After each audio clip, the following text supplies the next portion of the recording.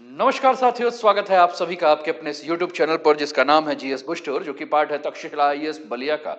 और मैं हूं अनूप उपाध्याय। साथियों, ईरान में आग लगी है और धुआं पाकिस्तान तक क्यों जा रहा है? दिसंबर 2025 ईरान की सड़कों पर गुस्सा फूट पड़ा। शुरुआत हुई महंगाई, बेरोजगारी और सिस्टम से नाराजगी से। आम लोग, नारे, प्रदर्शन, सब कुछ वैसा ही जैसे दुनिया में पहले भी प्रदर्शन देखा जा चुका है। लेकिन अचानक तस्वीर बदल गई। उस भीड़ में ग्रेनेड दिखाई देने लगे, ऑटोमेटिक राइफलें लहराई गईं, विदेशी हथियारों से फायरिंग होने लगी। तेहरान से कोम तक आगजनी, मस्जिदों पर हमले, बाजारों को जलाना। और तब दुनिया ने चौंक कर पूछा कि ये हथियार आए कहां से? शांत प्रदर्शन हिंसक विद्रोह में कैसे बदला? और हर रणनीतिक विश्लेषण में पाकिस्तान का नाम क्यों उभरने लगा? खुफिया दावों के मुताबिक ईरान में हिंसा भड़काने वाले कई चेहरे पाकिस्तान सीमा से प्रशिक्षित होकर संगठित नेटवर्क के जरिए अंदर घुसे थे। यानी गुस्सा ईरानियों का था, लेकिन बारूद शायद कहीं और से आया। और यही बात इस पूरी कहानी को सिर्फ आंतरिक संकट नहीं बल्कि क्षेत्रीय साजिश जो है वो बना देते हैं। साथियों, आज के इस वीडियो में हम इस पूरे मुद्दे को जो है वो विस्तार पूर्वक समझेंगे, विश्लेषण करेंगे।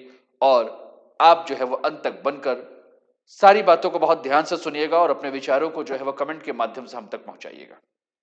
साथियों, चैनल को सब्सक्राइब कर लीजिएगा जिससे कि यहाँ आने वाले हर वीडियो का नोटिफिकेशन आप सभी को टाइम पर मिल सके। तो चलिए शुरुआत करते हैं आज के इस सेशन की। और आज का टॉपिक आपके स्क्रीन पर देखने को मिल रहा है, ईरान में दंगे, पाकिस्तान, अमेरिका, इजराइल और दूसरी तरफ जो है अकेला ईरान देखने को मिल रहा है। ईरान के सुप्रीम लीडर जो है वो गुस्से में दिख रहे हैं। ईरान में स्थिति धीरे धीरे बदल रही है, लेकिन हम ये नहीं कह सकते कि स्थिति सकारात्मक रूप से बदल रही है, क्योंकि समाचार कई प्रकार से भी आ रहे हैं। जैसे समाचार ये भी आ रहा है कि अमेरिका ने अपना जंगी भेड़ा और अपने फाइटर प्लेन्स को जो है वो ईरान की तरफ भेजा हुआ है। अपने जो भी इनके मिलिट्री कैंप्स हैं, जो भी इनके मिलिट्री ग्रुप्स हैं, सबको अलर्ट रहने के लिए बोला है, आर्मी को। लेकिन उसके बीच में ये भी समाचार आया है कि Trump's claim killing of Iran protester has stop even as Tehran signals execution ahead. Trump से killing in Iran subsiding as expert warn on military intervention. Turkey भी जो है इसमें बीच में कूद पड़ा है। टर्की ने भी कहा है कि देखो भैया, ईरान में जो है मिलिट्री इंटरवेंशन मत कीजिए अमेरिका को, क्योंकि इससे जो है यहाँ स्थिति जो है वो और अस्थिर हो जाएगी। तो टर्की, अमेरिका, ईरान, इजराइल और पाकिस्तान का भी नाम इसमें आ रहा है। चलिए आगे बढ़ते हुए इस टॉपिक को और भी विस्तार पूर्वक आपके साथ समझते हैं। साथियों, बीज ईरान के अंदर है, लेकिन बारूद जो है वो बाहर से आया हुआ है। आर्थिक पटरी से जब ईरान की अर्थव्यवस्था उतर चुकी थी, तो क्रोध का जन्म स्थान जो है वो ईरान की भूमि बन गई। ईरान का संकट अचानक पैदा नहीं हुआ। यह सालों से जमा हुआ गुस्सा था जिसकी जड़ें देश के भीतर थी। यूएस का सैंक्शन ने ईरानी अर्थव्यवस्था की रीढ़ की हड्डी को जो है वो तोड़ दिया। तेल निर्यात बुरी तरह से घटा, जिससे कि विदेशी मुद्रा सूख गई। ईरानी रियाल कागज की तरह गिरा और बचत जो है वो बेकार हो गई। पेट्रोल और ब्रेड की कीमतें गरीब और मध्यम वर्ग पर जो है वो सीधा वार करने लगी। और सबसे ज्यादा अगर चोट कहीं पहुंचा तो वो चोट पहुंचा युवा वर्ग के पास। बेरोजगारी, हिजाब और सामाजिक पाबंदियों से असंतोष, भविष्य और आजादी को लेकर घुटन। साफ शब्दों में कहें तो ईंधन ईरान के अंदर पूरी तरह से जो है भर चुका था। बस चिंगारी जो है उसकी आवश्यकता थी, और एक चिंगारी ने जो है वो पूरे ईरान में तहलका मचा दिया। ईरान का समाज साथियों पहले से भी विभाजित था। 1979 की क्रांति के बाद शासन व्यवस्था मुख्य रूप से धार्मिक नेतृत्व के पास चली चुकी थी। और धार्मिक नेतृत्व के पास ही जो है वो आर्मी, सुरक्षा तंत्र जो है उन्हीं के हाथों में था। लेकिन जनता का एक बहुत बड़ा हिस्सा राजनीतिक आजादी, सामाजिक नियंत्रण और आर्थिक फैसले जो है उसमें खुले या स्वतंत्रता की जो है वो राह टटोल रहा था। पर लगातार सवाल ये उठता रहा, और यह सहमति कोई नई नहीं थी। पुरानी दरारें थी जो समय के साथ और गहरी होती गई। लेकिन एक बात अहम है साथियों, जनता नाराज हो सकती है, हिंसा अपने आप नहीं फैलती।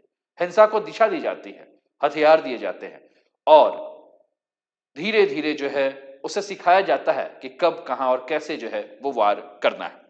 तो ये ईरान की तस्वीर आपको देखने को मिल रही है। ईरान का हिंसा जो है वो आपके स्क्रीन पर जो है आपको देखने को मिल रहा है। चलिए आगे बढ़ते हैं और stop the violence justice for all की जो है बातें हो रही हैं। ईरान में इजराइल यूएसए के जो है झंडे चल रहे हैं। स्थिति जो है वो काफी ज्यादा खराब हो चुकी थी। ये ईरान के सड़कों की तस्वीर जो है वो आपके स्क्रीन पर है और ये प्रोटेस्ट हो रहा था कहां, ईरान में, और हो भी रहा है। इसी प्रोटेस्ट की एक फोटो आ रही है तेहरान से, जहां एक प्रोटेस्टर जो है उसने ईरान के क्राउन प्रिंस रजा पहलवी की जो है वो तस्वीर लगाई है। और रजा पहलवी जो है वह ईरान के लास्ट शाह हैं। जब 1979 का ईरानियन रिवॉल्यूशन हुआ, इस्लामिक रिवॉल्यूशन हुआ, तो इन्होंने देश छोड़ा और देश छोड़ के ये अमेरिका चले गए। इसी में कुछ एक्सपर्ट ये भी बात कह रहे हैं, इनका नाम है अहमद अब्बास, जो कि तेहरान में रहते हैं। इन्होंने कहा कि जनवरी 12 को जो है लाखों लोग जो है वो सड़कों पे आए तेहरान के, in the support of the government, है ना। Lakh of people will take the streets of Tehran in support of the government, यानी कि सरकार के सपोर्ट में आए हैं। People have sent a message that they will not be influenced by America and Israel. और वहां ईरान के जो लोग हैं वो कह रहे हैं कि हम कोई प्रभावित नहीं हुए। तो ईरान के जब लोग सरकार के खिलाफ नहीं है, तो फिर सरकार के खिलाफ सड़कों पर है कौन? यानी कि जो आंतरिक असंतोष देखने को मिल रहा है, उसमें बाहरी हस्तक्षेप कैसे हो गया है। यानी कि बाहरी हस्तक्षेप किसका? तो अमेरिका और इजराइल का, लेकिन कहीं ना कहीं छुपा हुआ पाकिस्तान इसमें है। इसकी भी बात अभी थोड़ी देर में हम आपके साथ करेंगे। साथियों, अगर हम कहें कि जहां आंतरिक असंतोष है और वहां बाहरी हस्तक्षेप एक दूसरे से मिलते हैं, तो बीज ईरान के भीतर था, लेकिन बारूद बाहर के आने का जो आरोप लग रहा है, ये एक गंभीर जो है वो समस्या हो सकती है। हमने कहा कि यहां पाकिस्तान का नाम हम क्यों ले रहे हैं। साथियों, पाकिस्तान के बारे में अगर हम बात कर रहे हैं, तो केवल एक आरोप नहीं, एक पैटर्न है। यह कहानी सिर्फ ईरान के आरोपों तक ही सीमित नहीं है। यह क्षेत्रीय सुरक्षा विश्लेषक और खुफिया संकेत भी जो हैं वह इस बात की चर्चा कर रहे हैं कि यहां जो पैटर्न को दोहराया जा रहा है, ये पैटर्न जो है वो पुराने पैटर्न है। इसको लेकर एक जियोलॉजिकल एक्सपर्ट है जिनका नाम है कमर आगा। उन्होंने कई स्रोतों के माध्यम से इस बात की पुष्टि की है कि यहां जो भी घटनाएं घट रही हैं, उन घटनाओं के पीछे कहीं ना कहीं जो है वो सोची समझी साजिश है। उन घटनाओं के पीछे सोची समझी रणनीति जो है वो देखने को मिल रही है, और इसी रणनीति पर जो है वो चर्चा कर रहे थे, है ना। तो कुल मिलाकर अगर हम बात करें, तो हमने कहा कि जो हैं विश्लेषक हैं वो सीधे ये बात कह रहे हैं कि ईरान में जो भी हिंसा हो रही थी, उस हिंसा के बारे में अगर हम बात करें, तो ईरान में जो हिंसा हुई है, वहां प्रशिक्षित लोग जो हैं वह पाकिस्तान के सीमा से ईरान में घुसे हैं, और पहले से जो मौजूद स्लीपर सेल हैं उनको भी सक्रिय किया गया है। शांत प्रदर्शनकारियों के बीच में सशस्त्र समूह बल जो है वो घुस गए हैं, भीड़ को हिंसक बना दिए हैं, और इसका नतीजा ये हुआ है कि सिक्योरिटी फोर्सेस को टारगेट कर करके हमला किया गया, और ईरान में 150 से अधिक ईरानी सैनिक जो है उनकी हत्या कर दी गई। और ये पैटर्न जो है वो बार बार दिखा है, चाहे हम इसको बलूचिस्तान के क्षेत्र में देखें, अफगानिस्तान के क्षेत्र में देखें, या हाल फिलहाल में बांग्लादेश के क्षेत्र में देखें। जहां भी विरोध अचानक हथियार बंद विद्रोह में बदलता है, वहां अक्सर एक नाम आता है जिसको हम आईएसआई कहते हैं, जो कि पाकिस्तान का जो है वो खुफिया एजेंसी है। और ये जो आईएसआई है, उसकी परछाई भी जो ईरान में देखने को मिली, सीधे या प्रॉक्सी जरिए से आईएसआई ने भी ईरान में जो है वो भड़काने का काम किया। फिर आपके दिमाग में प्रश्न आएगा कि पाकिस्तान ऐसा क्यों करेगा। साथियों, यहां मामला सिर्फ पड़ोसी देश का नहीं है, बल्कि धार्मिक और भू राजनीतिक ध्रुवीकरण का भी है। पाकिस्तान की रणनीतिक निकटता जो है वो सऊदी अरब और यूनाइटेड अरब अमीरात से है, यानी कि सुन्नी ब्लॉक से। दूसरी ओर अगर हम बात करें, तो ईरान वैश्विक सिया केंद्र, शक्ति केंद्र है, और यानी संघर्ष सिर्फ सीमाओं का नहीं है, यह प्रभाव, विचारधारा और क्षेत्रीय प्रभुत्व की भी जो है वो लड़ाई है। आइए थोड़ा सा मैप में जो है एक एक चीजों को बहुत ध्यान से देखें, और उसके बाद जो है वो बात करते हैं, है ना। तो आपके स्क्रीन पर ये तस्वीर है जो ये बता रही है कि किस प्रकार से ईरान की इकोनॉमी जो है 2013 से लेकर अगर 2023 तक देखें, तो किस प्रकार से ईरान की इकोनॉमी का डाउनफॉल आपको देखने को मिल रहा है। किस तरह से ग्राफ आप देख रहे हैं कि ईरान की इकोनॉमी की गिर रही है। ईरान के ऑयल के ऊपर जब सैंक्शन लगा, जैसे कि इसके पहले 2012 में जब सैंक्शन लगा, तो उस समय का आप देखिए, और 2012 में जब सैंक्शन लगा और 2016 तक जब सैंक्शन लगा हुआ था, तब की स्थिति, 2016 में सैंक्शन जो है हटा दिया गया, तो फिर जो है ग्राफ बढ़ने लगा, और फिर से जो है वो सैंक्शन लगने के बाद जो है ईरान का ऑयल आउटपुट का जो ग्राफ है वो गिरने लगा। मैप को बहुत ध्यान से देखिए साथियों, आपकी स्क्रीन पर ये मैप है। अगर आप बहुत ध्यान से देख रहे हैं, तो ये ईरान दिख रहा है, और ये पाकिस्तान का क्षेत्र आपको देखने को मिल रहा है। ये बलूचिस्तान वाला क्षेत्र है, ये पूरा का पूरा बॉर्डर है। ऊपर आपको अफगानिस्तान का क्षेत्र दिख रहा है। ये जो बॉर्डर है, इस बॉर्डर से कहा यह जा रहा है कि पाकिस्तान के द्वारा जो है वो यहां इन्फिल्ट्रेशन कराया गया और पाकिस्तान के द्वारा जो लोग आए हुए थे उन्होंने यहां पूरा का पूरा जो है वो षड्यंत्र रखा, ईरान में भड़काने का जो है वो काम किया, है ना। ईरान में जो है वो महिलाएं फ्रीडम हिजाब से जो है मुक्ति मांग रही हैं, हिजाब से जो है वो अपने आप को आजाद करने की जो है मांग कर रही हैं। एक तस्वीर है जिस तस्वीर के माध्यम से समझाने का प्रयास किया गया है कि किस प्रकार से आंदोलनकारियों की भीड़ में जो है वह सशस्त्र विद्रोही पहुंच चुके हैं, जिन्होंने पूरा हिंसात्मक जो है इसे कर दिया है। साथियों, आपके स्क्रीन पर ये शिया और सुन्नी मुस्लिम जो है मिडिल ईस्ट की कंट्रीज में उनका पूरा का पूरा है। आप देख रहे होंगे इराक और ईरान की अगर हम बात करें तो ये शिया मेजोरिटी है। सुन्नी की अगर हम बात करें तो सऊदी अरब, टर्की, सीरिया और इजिप्ट का जो क्षेत्र है ये आपका सुन्नी बाहुल्य है ना। तो कहीं ना कहीं हम कह रहे हैं कि धर्म के नाम पर भी जो है वो लड़ाई जो है वो चल रही है। थोड़ा सा और आगे बढ़े साथियों, और आप यहां देख रहे होंगे जो आपको रेड कलर में दिख रहा है ये एंटी ईरान फ्रंट है। और एंटी ईरान फ्रंट में अगर हम बात करें तो इजराइल भी है, सऊदी अरबिया भी है, यमन है और यूएई है। और जिस प्रकार से पाकिस्तान की करीबी सऊदी अरबिया के साथ और यूएई के साथ है, यानी कि वही सुन्नी बाहुल की बात कर रहे हैं। अगर हम यहां प्रो ईरान फ्रंट का है जो यानी कि जो ईरान के सपोर्ट में है, तो ईरान, इराक और सीरिया जो है वो आपको देखने को मिल रहा है। और इसके खिलाफ ही जो है पूरा का पूरा षड्यंत्र जो है रचा गया। इसके पहले इराक के खिलाफ षड्यंत्र रचा गया, अब नेक्स्ट टारगेट जो है वो ईरान को बनाया गया है। और इसके अलावा अगर हम बात करें तो ये जो एरिया आपको गन पॉइंट की तरह दिख रहा है, ये फ्लैश पॉइंट है जहां की हमेशा आपको तनाव जो है वो देखने को मिल रहा है ना। अगर बात करें तो यहाँ कतर और ओमान और कुवैत 3 ऐसे देश हैं जो कि वाइल्ड कार्ड के रूप में जो है वो है। ठीक, चलिए आगे बढ़ते हुए हम और भी इस चर्चा को आगे बढ़ाते हैं। आप अपने स्क्रीन पर ये भी ध्यान दे रहे हैं, ये ईरान और ईरान के बाहर आपको ये जो है ये बॉर्डर जो है वो कंट्री आपको देखने को मिल रही है। ठीक, तो एंटी गवर्नमेंट प्रोटेस्ट जो है वो ईरान में हो रहा है और एंटी गवर्नमेंट प्रोटेस्ट में हमने कहा कि पाकिस्तान के हाथ होने का भी जो है वो उम्मीद है। 28 दिसंबर से ये चल रहा है आंदोलन। 28 दिसंबर से अगर हम बात करें तो ये आंदोलन की एक पूरी की पूरी टाइमलाइन है कि किस किस प्रकार से आंदोलन हुआ, आंदोलन के कारण क्या थे, आंदोलन के चलते क्या क्या स्थिति जो है वो ईरान में दिन प्रतिदिन देखने को मिली। अगर हम बात करें साथियों तो कहा यह जा रहा है कि 2500 के आसपास लोग जो हैं वो मारे गए हैं और लगभग 16,700 लोग जो है अरेस्ट हुए हैं। ईरान की राजधानी तेहरान है, यहां से उठा और उसके बाद तबरीज, तबरीज के अलावा अहवाज, शिराज, अस्फान, मशद और जहेदान, ये सारे के जो क्षेत्र हैं इन क्षेत्रों में धीरे धीरे जो है वह प्रोटेस्ट आंदोलन जो है वो बढ़ते हुए दिखा। और ये 14 जनवरी यानी कि कल तक के जो हैं वह आंकड़े हैं जो कि human right activist news agency के द्वारा जो है वह आंकड़े मुहैया कराए गए हैं। चलिए आगे बढ़ते हुए हैं, ये सैयद हकीम रजा हैं और ये रहते हैं, उन्होंने भी इस बात को बताया कि किस प्रकार से वहां की स्थिति खराब हुई है।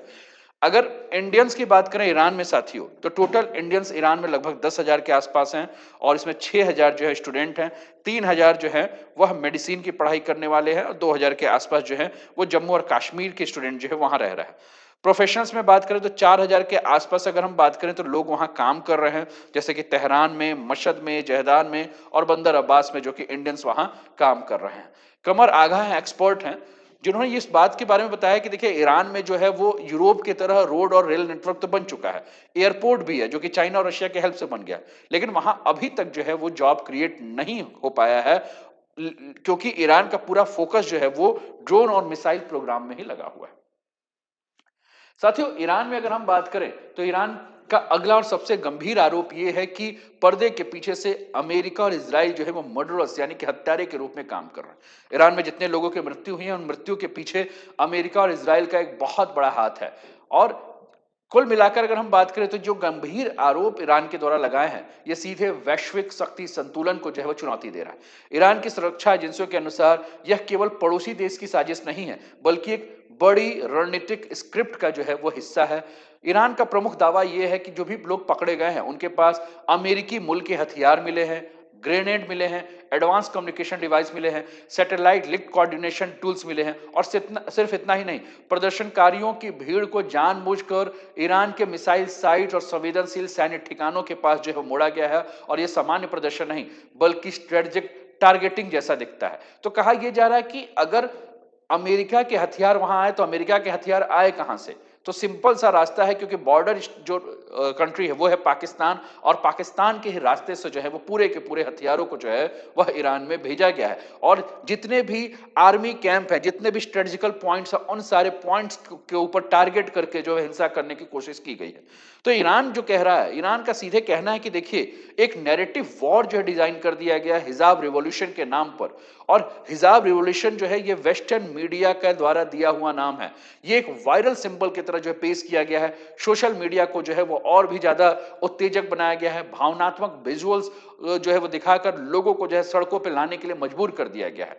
ईरान की सरकार को वैश्विक मंच पर यह दिखाया गया कि ईरान की सरकार जो है बहुत बड़ी दमनकारी है, अवैध है, हत्यारी है। और ये जो मॉडल दिखाया गया है, ये मॉडल पहले भी कई देशों में देखा गया है। ईरान का आरोप है कि इस पूरे खेल के पीछे जो है वह एक स्पष्ट रणनीतिक लक्ष्य था कि किस प्रकार से ईरान की सरकार को जो है वो सत्ता से उठा के फेंक दिया जाए, किस प्रकार से ईरान के न्यूक्लियर कैपेबिलिटी को रोक दिया जाए, इजराइल की सुरक्षा परिधि को मजबूत किया जाए, चाइना ईरान तेल समझौते को तोड़ा जाए, मिडिल ईस्ट में यूनाइटेड स्टेट्स का जो लेवरेज है वो फिर से स्थापित किया जाए। और यानी कि पूरा का पूरा मामला सिर्फ ईरान का नहीं है, ये महाशक्तियों की प्रतिस्पर्धा का एक अखाड़ा है। साथियों, ईरानी विश्लेषकों का यह भी तर्क है कि मॉडल कोई नया नहीं है। ऐसे मॉडल लीबिया, इराक और सीरिया में भी अपनाए गए हैं। केवल जगह बदला है, लेकिन पैटर्न लगभग लगभग एक जैसा रहा है। जैसे कि पहले अंदरूनी असंतोष फैला दीजिए, बाहर से पैसा भेजिए, हथियार भेजिए, मीडिया को नैरेटिव गढ़वाइए और अंत में राज्य संरचना को इतना कमजोर कर दीजिए कि जनता सड़कों पर उतर जाए। ईरान की सड़कों पर जो दिख रहा है साथियों, वो एक नहीं दो समानांतर सेच है। यही से इस संकट को जो है वो पूरा का पूरा जो है वो कहा जा रहा है कि जटिल बना दिया गया। सच नंबर एक ये है कि नाराजगी जो दिख रही है उसमें कोई शक नहीं है कि ईरान के युवा जो है वो नाराज है, ईरान के लोग जो नाराज हैं। बेरोजगारी ने युवाओं का भविष्य जो है भटका दिया है। महंगाई ने रोजमर्रा की जिंदगी को तोड़ दिया है। धार्मिक नियंत्रण से निजी आजादी सिमट गई है। समाज का एक बड़ा वर्ग बदलाव, सम्मान और सुनवाई चाहता है। और यह गुस्सा वास्तविक है, जमीनी है और ईरान का अपना है। इसे नकारा बिल्कुल नहीं जा सकता। लेकिन एक दूसरा सच है कि पूरा आंदोलन जो है वो जनता वर्सेस सरकार का है, ऐसा नहीं है। और यहीं से पूरी की पूरी कहानी जो है वो हाथ से फिसल गई है। भीड़ में इन्फिल्ट्रेशन हुआ, असली मुद्दे की जगह आइडियोलॉजिकल हाईजैक होने लगा, नारे बदले, टारगेट बदले, विरोध हुआ, हिंसा में हुआ, रणनीतिक हमले जो है वो होते रहे। जो लोग रोजगार और आजादी की बात कर रहे थे, उनके बीच में किसी और का एजेंडा कैसे घुसपैठ कर गया।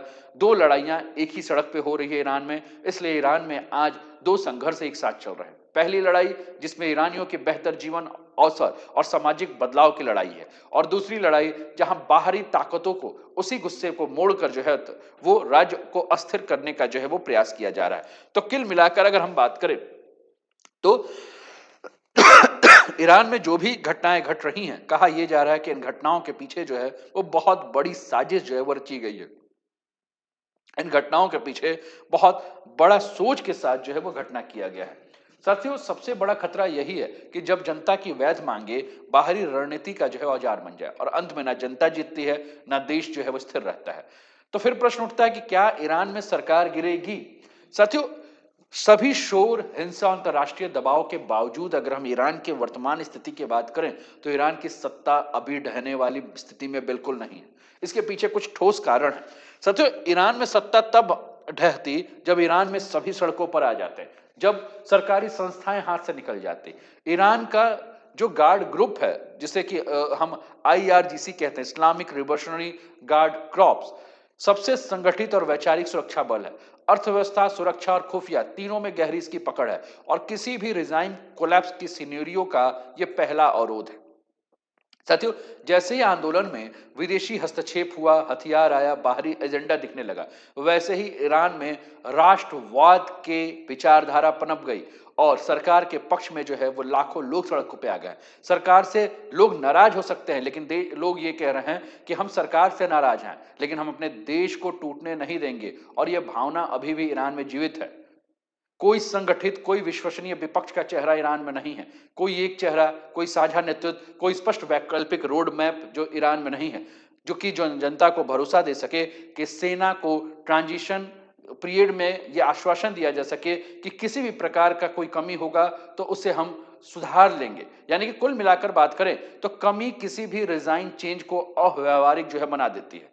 साथियों, ईरान में जिस प्रकार से ये आग उठा हुआ है, ईरान का ये जो आग है केवल ईरान तक ही सीमित नहीं है। ईरान के इस आग की अगर हम बात करें तो इस आग का असर जो है वो ईरान के पड़ोस में भी जो है वो देखने को मिलेगा। ईरान के पड़ोस की अगर हम बात करें साथियों, तो ईरान में आग तो उठी है, लेकिन सीमाओं में बंद रहने वाली ये आग नहीं है। ये झटका जो है वो पूरा मिडिल ईस्ट की जो कंट्री ईरान के आसपास आपको दिख रही हैं, इन पूरे मिडिल ईस्ट की कंट्री में जो है महसूस किए जाएंगे। सुन्नी शिया का तनाव जो है अगर फिर से उभरा, जो कि बहुत पुराना तनाव है, दोबारा अगर सक्रिय हुआ, तो एक ओर ईरान जो कि शिया पावर सेंटर है, तो दूसरी ओर सुन्नी अलाइंड रेजिमेंट और प्रॉक्सी धार्मिक पहचान अब फिर से राजनीतिक हथियार जो है बन जाएंगे। यमन, सीरिया और इराक में जो है वह रिपल इफेक्ट देखने को मिलेगा। अगर ईरान अंदर से कमजोर होता है या अस्थिर होता है, तो इसका असर जो है वो आसपास के देशों में होगा। पानी में पत्थर गिराने से लहरें फैलती हैं, यानी कि सीधा सीधा आप ये समझिए कि यमन जो कि ईरान समर्थित गुट और ज्यादा आक्रामक हो सकते हैं, लड़ाई और लंबी चल सकती है। सीरिया की अगर हम बात करें तो अलग अलग जो भी मिलिशिया एक्टिव ग्रुप हैं वो एक्टिव होंगे, बाहरी देशों के हवाई हमले और बढ़ सकते हैं। इराक की अगर हम बात करें तो सुन्नी शिया तनाव इराक में और ज्यादा बढ़ जाएगा और देश जो है वो टूटने के हालात बन सकते हैं।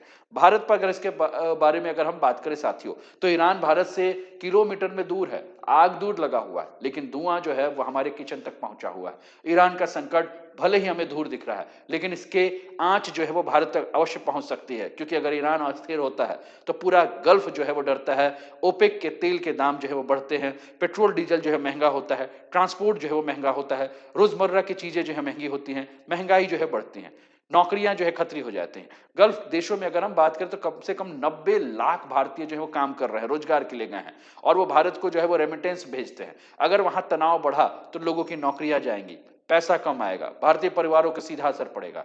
साथियों, चाबहार पोर्ट को हम क्यों भूल रहे हैं? हम बार बार इसी पोर्ट के बारे में बात करते हैं। अगर किसी प्रकार की स्थिति यहां खराब हो रही है तो कहीं ना कहीं भारत के चाबहार प्रोजेक्ट जो है वो अधर में पड़ जाएगा। यानी कि चाबहार पोर्ट जिसके माध्यम से कांडला और मुंबई को जो है वह ईरान, ईरान से अफगानिस्तान, अफगानिस्तान से मध्य एशिया और यूरोप के देशों को जोड़ने की परियोजना है, वो अधर में पड़ जाएगी। ये जो ट्रेड रूट्स आपको देखने को मिल रहा है, जो कि अगर ईरान में स्थिति खराब होती है, होर्मुज की संधि पे स्थिति अगर हल्की फुल्की भी यहां भी खराब होती है, तो स्थिति जो है वो पूरी की पूरी जो है वो बदल जाएगी, स्थिति जो है वो दयनीय हो जाएगी, है ना? तो कुल मिलाकर अगर हम बात करें साथियों, तो भारत को अफ्रीका और यूरोशिया से जोड़ने वाला जो प्रोजेक्ट है, वो अगर ईरान अस्थिर होता है तो प्रोजेक्ट स्लो हो जाएगा, भारत का व्यापारिक फायदा कम हो जाएगा। अब कुल मिलाकर अगर हम बात करें तो भारत को जो है वो संतुलन बनाना पड़ेगा।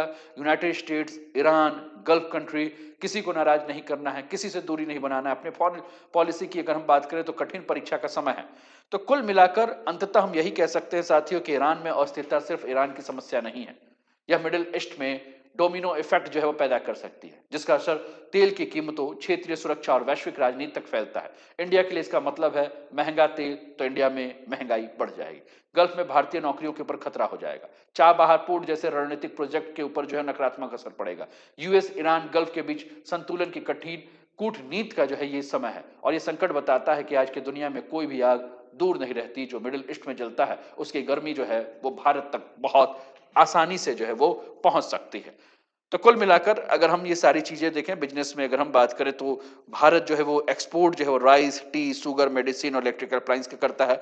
डेट्स, केमिकल और ग्लासवेयर का जो है भारत ईरान से इंपोर्ट करता है। हमने कहा अगर कुछ भी हुआ ईरान में तो मिडिल ईस्ट की स्थिति जो है यही बन जाएगी। और ये डायग्राम है जो कि जियो political relationship in the middle east की अगर हम बात करें तो आप इस डायग्राम को देखकर जो है इसके धागे को सुलझा लीजिए। अगर आप इसके धागे को सुलझा सकते हैं तो हम समझ लेंगे कि आप यहाँ के जियो पॉलिटिकल गेम को जो है वो समझ सकते हैं। तो आप देख रहे हैं किस प्रकार से पूरा का पूरा जो है उलझा हुआ यह संबंध है, उलझा हुआ भू राजनीतिक संबंध है, और इस उलझे हुए भू राजनीतिक संबंध में सुलझाते हुए जो है वो भारत को भी अपने संबंधों को बनाकर रखना है। उम्मीद करता हूं कि आपको ये सारा वीडियो जो है वो समझ में आया होगा, और कैसा लगा आज का सेशन जरूर बताएं। अभी तक अगर आपने वीडियो को लाइक नहीं किया तो लाइक कर दीजिए, चैनल को सब्सक्राइब नहीं किया तो सब्सक्राइब कर दीजिए, कमेंट के माध्यम से अपने विचार दीजिए, और शेयर नहीं किया तो शेयर कर दीजिए। अपना ध्यान रखिए, स्वस्थ रहिए, मस्त रहिए, तंदुरुस्त रहिए, हंसते खेलते मुस्कुराते हुए जीवन का आनंद लीजिए। जय हिंद, जय भारत।